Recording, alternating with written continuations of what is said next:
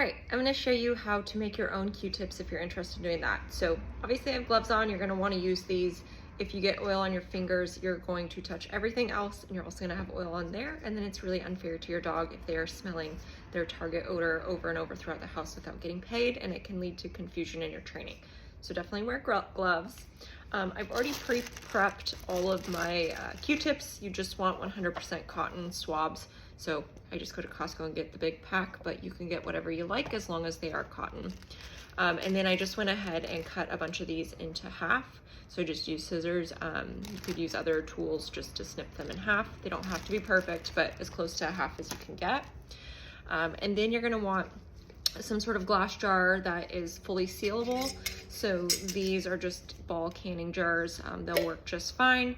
You want to just make sure you can seal these up nice and tight. So what I'm gonna do, I'm gonna walk you through this. It's pretty simple. There's no exact science, so don't get too hung up on that. But kind of your general rule is in your jar, you want to fill it about 2/3 to 3/4 of the way up with your Q-tips. So go ahead and do that. About half, and I'm gonna be making a bunch of kits, so I'm gonna fill mine up about 3/4 of the way. I'll just go ahead and use all those. Out. And then because I'm using birch on this one, my birch oil actually came with a dropper. So if you have oil and you'll want the 100% essential oil based on what you're using, if it comes with a dropper, then you're gonna want to use a full dropper for this amount of Q-tips. If it is one of the oil bottles that does not have a dropper, you can kind of use the rule of thumb that it's about 1 drop to every 10 Q-tips. So estimating here, I would put about 10 drops, maybe 15.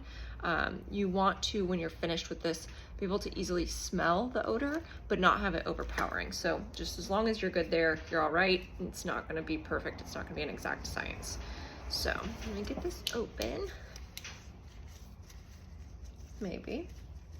There we go. Okay, so we'll just fill my dropper up all the way.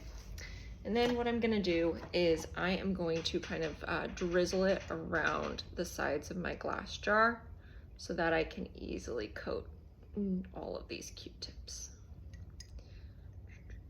So just get it all out.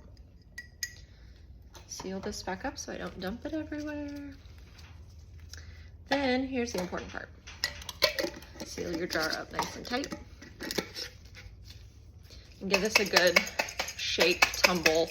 You're gonna do this for probably about a minute. So I'm not gonna make you watch me do this for a minute, but you'll go ahead and shake this up real good. And then let them sit for 24 hours before using. With these, I will have my bigger collection jars, and then I'll transfer these to smaller jars for the kits that I'm making, and also for my own kit, so I don't have to carry the big jar around. You'll want to keep these in the sealed jar, out of direct sunlight. Don't ever store your scented Q-tips in plastic because it will transfer to the plastic. And just make sure they stay about room temperature. You don't want them getting too hot, you don't want them getting too cold. But if you have questions, let me know.